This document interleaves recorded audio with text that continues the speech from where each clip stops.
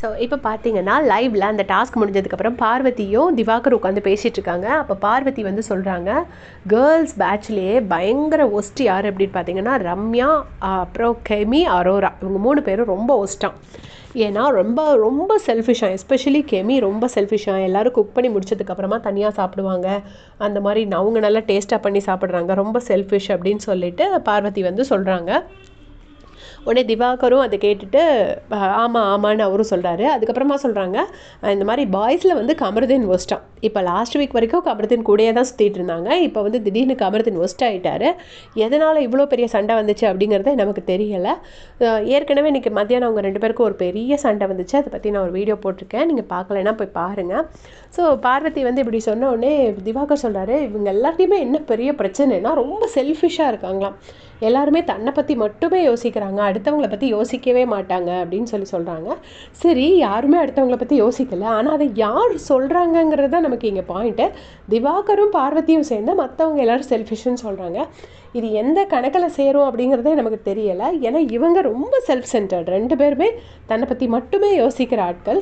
அவங்க வந்து மற்றவங்க எல்லாரையுமே வந்து சரி, மற்றவங்க வந்து செல்ஃபிஷாக இருக்கட்டுமே, இருந்துட்டு போட்டோம், அது சொல்கிறதுக்கு இவங்களுக்கு எந்த ரைட்ஸும் கிடையாது. ஏன்னா இவங்க ரொம்ப ரொம்ப செல்ஃப் சென்டர்ட். பட் இவங்க 2 பேர் உட்காந்து காசிப் பண்ணிட்டு இருக்காங்க. இன்னொரு பக்கம் பார்த்தீங்கன்னா விக்ரமும் அரோராவும் உட்காந்து பேசிகிட்டு இருக்காங்க. அவங்க என்ன சொல்கிறாங்கன்னா, பார்வதி வேணும்னே அந்த 200 ருபீஸ்க்கு எக்ஸ்ட்ரா எடுத்திருக்காளோன்னு எனக்கு ஒரு டவுட்டு. ஏன்னா பாரு என்ன சொல்லுவாங்கன்னா, கமருதீன் எடுக்கலை, அதனால நான் கூட 200 ருபீஸ்க்கு எடுத்துட்டேன் அப்படின்னு சொல்லியிருப்பாங்க.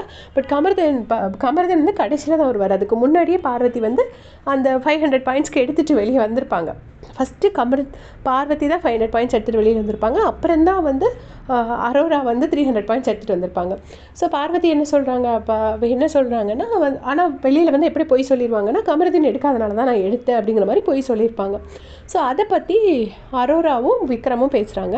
அவங்க என்ன சொல்கிறாங்கன்னா, விக்ரம் என்ன சொல்கிறாருன்னா, ஒருவேளை அவளுக்கு டென்ஸான சுச்சுவேஷனில் இது பண்ண தெரியாது, கால்குலேஷன் பண்ண தெரியாது, இல்லைனா ஆக்ட் பண்ண தெரியாது, இல்லாட்டா மேக்ஸ் தெரியாத பிரச்சனையாக இருக்கலாம், இல்லைன்னா அவள் வேணுக்குன்னே அந்த டாஸ்க்கை ஸ்பாயில் பண்ணணுன்னே அவள் வந்து 200 ருபீஸ்க்கு எக்ஸ்ட்ரா எடுத்துகிட்டு வந்திருக்கா, இதில் எதுன்னு தெரியல அப்படின்னு சொல்லிட்டு அரோராவும் விக்ரமும் பேசிகிட்ருக்காங்க. ஸோ எதனால பார்வதி அந்த 200 பாயிண்ட்ஸ் எக்ஸ்ட்ரா எடுத்தாங்கன்னு உங்களுக்கு தோணுச்சுன்னு மறக்காமல் கமெண்ட் செக்ஷனில் சொல்லிட்டு போங்க. தேங்க்ஸ் ஃபார் வாட்சிங்.